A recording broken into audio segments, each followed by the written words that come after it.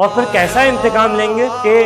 روایات بیان کرتی ہیں سورہ مبارک اسرا کیا کس انداز سے ارشاد الہی ہوتا ہے کہ ومن قتل مظلوما، اور دیکھو جس کو ظلم کے ساتھ قتل کر دیا جائے، وجعلنا لولیہ سلطان، جس کو ظلم کے ساتھ قتل کیا جائے تو ہم نے اس کے وارث کے لیے سلطنت قرار دی، فلا یسرف فی القتل،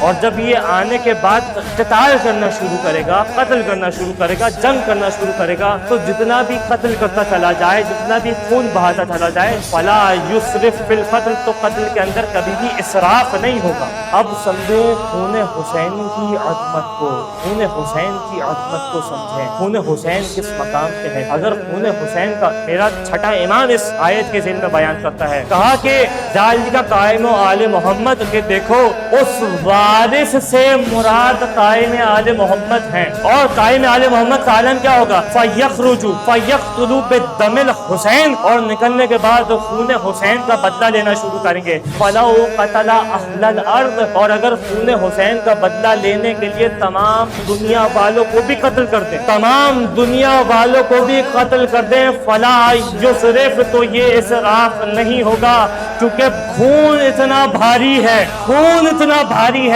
اس کے مقابلے میں تمام اہل دنیا کا خون بھی آ جائے، جب بھی خون حسین کا مقابلہ نہیں ہو سکے گا۔ اگر میزان رکھا جائے، اگر ترازو رکھا جائے، ایک جانب خون حسین ہو، ایک جانب تمام دنیا کا خون آ جائے، جب بھی خون حسین کا مقابلہ نہیں ہو سکتا، نہ وہ طہارت ملے گی، نہ وہ پاکیزگی ملے گی، اس خون کی طہارت دکھائی دے گی، نہ اس خون کی پاکیزگی دکھائی دے گی۔ یہاں